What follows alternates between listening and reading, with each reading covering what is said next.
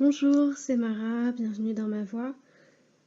Aujourd'hui un slam un peu particulier, j'ai dû enlever pas mal de choses pour pouvoir le lire. C'est un texte qui vient des vies parallèles. Et voilà, bon ça peut dévoiler un petit peu, mais il y avait quelques mots, 3 fois rien dedans qui... Je trouvais ça important de le slammer, voilà. Elle était fatiguée de tous ces emplacements vides, toutes les cases que l'oubli, parce qu'un jour il avait été salutaire, s'était cru autorisé à détruire, confondant tout, bulldozer impitoyable et sans nuance. Alors voilà, la mémoire, c'était pas son truc, c'était sa croix, le lien invisible qu'elle partageait avec tous les autres, ceux dont les yeux étaient creux, ceux dont les regards, parfois, trop souvent, se perdaient au loin, cherchant à tout prix à ne pas être vus, à disparaître, à mettre un T à la fin des points, pour changer. Elle oublierait. Il fallait désormais penser positivement. Ça ne serait plus qu'elle ne se souviendrait pas désormais, mais qu'elle oublierait. C'était tout petit comme nuance, une minuscule rotation du point de vue, un rien gagné au choix qu'elle n'avait pas eu. C'était choisir d'oublier, pour ne pas subir de ne pas se souvenir. Plus personne, plus rien maintenant ne serait forcé d'entrer dans le monde sans couleur et en dégradé de noir de sa vie. Elle s'en foutait des dégradés. Elle, ce qu'elle aimait, c'était les taches, plein de taches de couleur partout, le bordel, le chaos. Tant pis si elle ne se souvenait pas. Tant mieux si elle oubliait.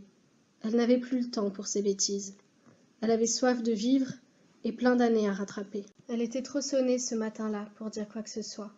Les larmes avaient creusé sa joue un peu plus qu'à l'ordinaire. Elle n'avait plus la force de lutter, ni celle de lâcher prise.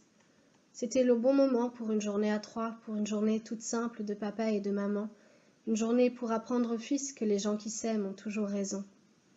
Une journée pour rappeler qu'il faut s'aimer quand même, et s'aimer à tout prix, et s'aimer même en double, en triple et en visio, s'aimer à tous les coups, s'aimer après les chocs, aimer de toutes les couleurs et goûter chaque saveur. Une journée pour lui dire que l'amour est le centre, la nouvelle gravité, le seul écosystème, et que quand il fout le camp cet amour, bordel, il faut l'aimer quand même. Même quand on aime encore de l'autre côté quelqu'un d'autre, autrement et ailleurs, peu importe, on est toujours en rade quand l'amour se barre. Ces mots débordés de toutes les lignes, il y en avait partout, c'était une orgie de mots, la réunion secrète de tous les mots qui ne se disent pas et n'en peuvent plus de ne pas se dire et qui hurlent à tue-tête et pour se faire entendre, sont prêts à se mélanger. Et ça se mélangeait dans son esprit, ça faisait une tambouille, résultat dégrossi de 11 années à terre. Il fallait que ça sorte. L'amour ne sert à rien s'il reste à l'intérieur. C'est dans cet extrait que se trouvent les 2 phrases, si vous avez écouté, entendu la présentation, il y avait 2 phrases qui m'avaient marqué. Elles sont dans cet extrait. Voilà, ce qui est la raison évidente pour laquelle je lis cet extrait. J'espère ne pas trop en dévoiler. Ce n'était pas sorti. Ce n'était pas le moment. Elle était un boxeur victime du chaos du combat qu'il a lui-même acheté. Savoir à l'avance qu'on le sentira passer n'apaise pas la douleur. Se quitter quand on s'aime était une idée à la con. Ne pas parler de soi pour tenir des promesses était une idée à la con. Une prison débile. Elle avait été conne d'accepter ce jeu-là, de se plier aux règles, d'encaisser sans rien dire. Savoir le faire ne voulait pas dire qu'on devait le faire. Elle aurait dû y aller franchement, et recommencer si l'envie lui prenait. Elle ne pouvait pas lutter contre la force d'une reconnaissance, d'un petit truc mystique, du miroir d'une douleur dans ses yeux. Son regard lui avait parlé de choses qu'elle connaissait bien, de choses que, comme tous ceux qui les connaissaient, elle ne connaissait que trop bien, de choses qu'elle ne pourrait jamais partager avec lui, que lui ne pourrait jamais comprendre, parce qu'il fallait des coups pour comprendre d'autres coups, des menaces de gentleman pour comprendre des menaces plus crues, la violence d'un affront pour comprendre la violence d'un autre.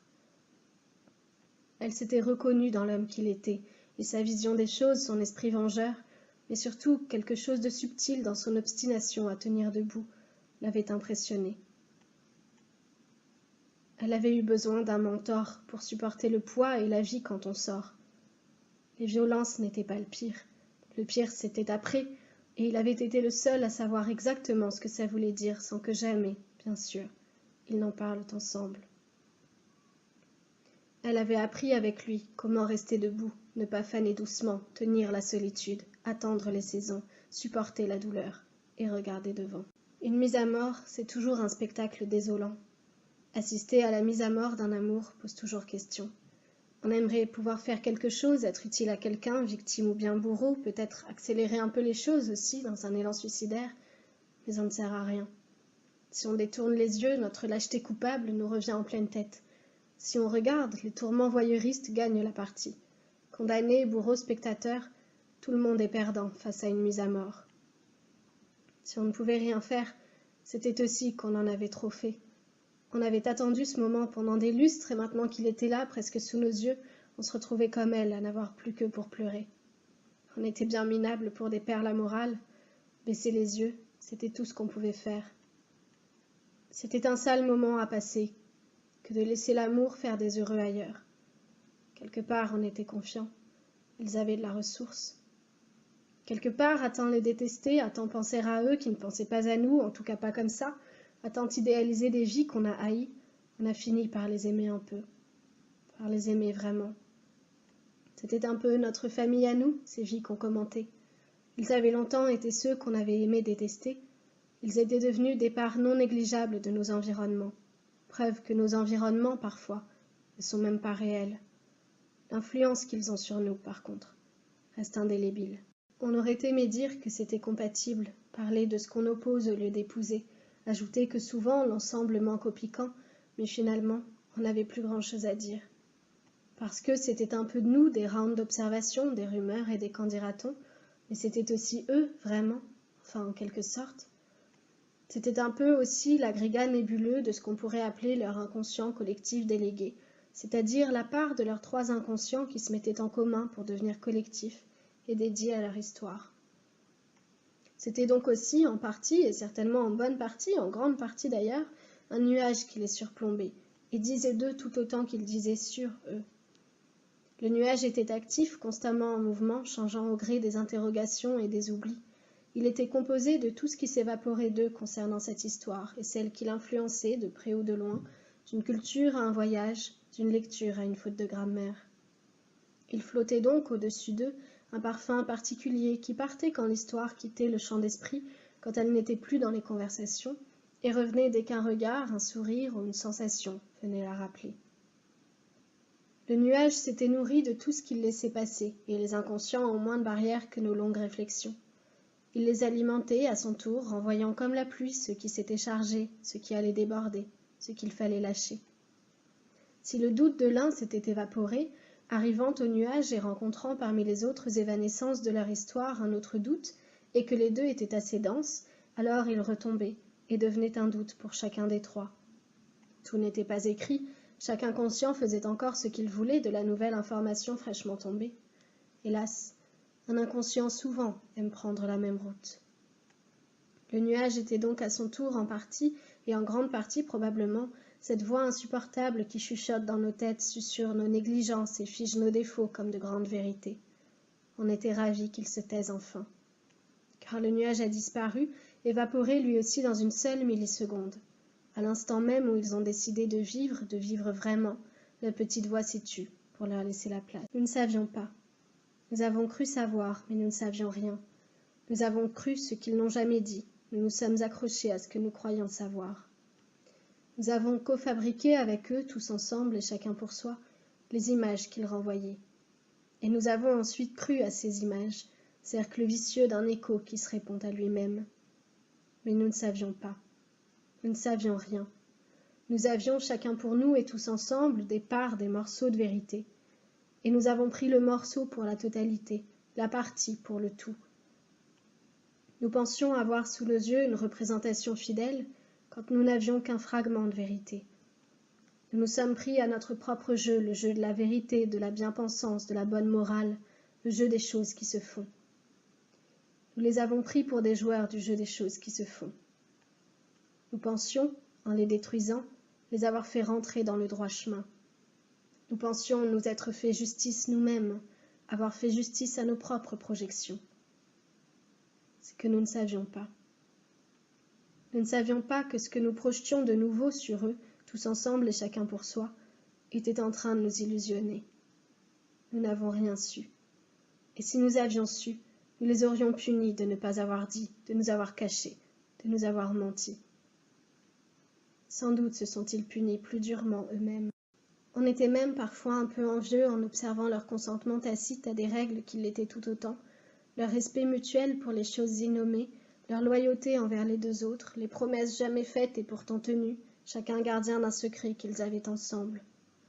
On était un peu jaloux des relations du cercle, de l'entente cordiale de deux masculins, des rires que les enfants nouaient entre eux, et de leur certitude d'avoir construit un monde qui, bien que ne respectant aucune convenance, leur ressemblait et fonctionnait très bien.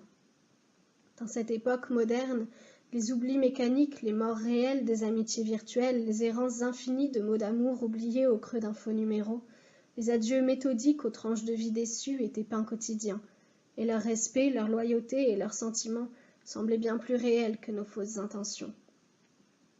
C'était probablement la raison de nos égarements, de nos jugements, nos trahisons et nos rejets. C'était sûrement nos attitudes qui les avaient éloignés d'un monde communautaire prétendant réunir le monde entier en réduisant l'horizon de chacun. Leur horizon n'était pas si ouvert que la fable le voudrait pour faire plus joli, plus dramatique et ajouter l'excès aux maladresses, mais au moins eux l'avaient choisi.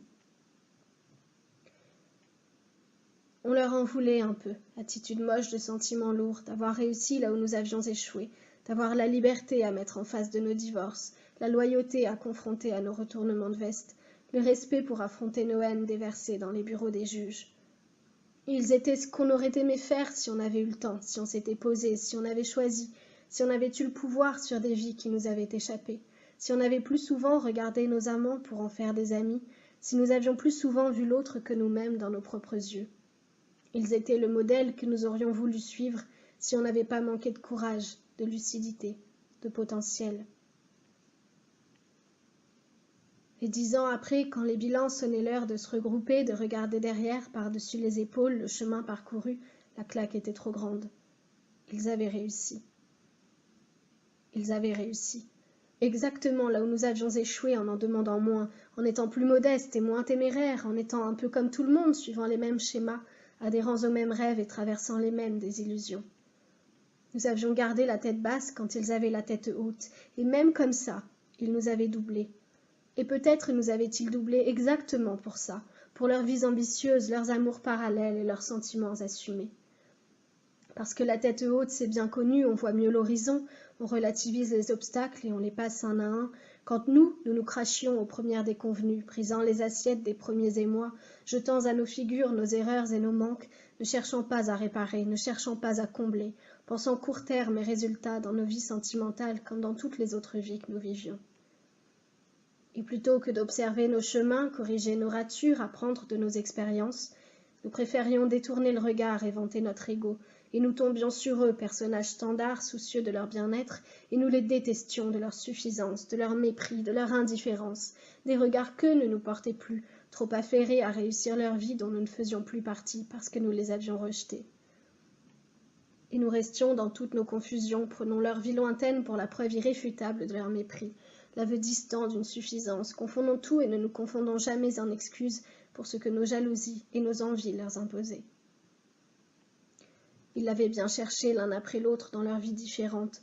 Ils avaient tous ensemble, et bien sûr chacun pour soi, fait éclater des vies, exploser des bulles que nous avions mis des années à construire, enlever des œillères qui étaient là depuis des lustres et qui nous étaient vitales. L'autre chemin qu'ils avaient pris venait cruellement montrer à la face de nos mondes le pot pourri de nos résignations, de nos manques de courage, des erreurs dans nos luttes, de nos combats factices. Ils avaient réveillé nos ambitions, mais nos élans déjà avaient disparu, et il ne nous restait alors que les relents d'ambition qui ne seraient plus accomplis, d'exploits que nous n'allions plus tenter, d'aventures que nous n'allions plus entreprendre. Ils nous ont mis une claque, frappés dans leurs élans en vie, frais, encore étourdis d'avoir osé. Avant que nous les détruisions, c'était eux qui nous avaient détruits. Qu'ils ne l'aient jamais su, jamais voulu, jamais pensé, jamais imaginé, jamais envisagé ne change rien du tout. Avant que nous les détruisions, c'était eux qui nous avaient détruits.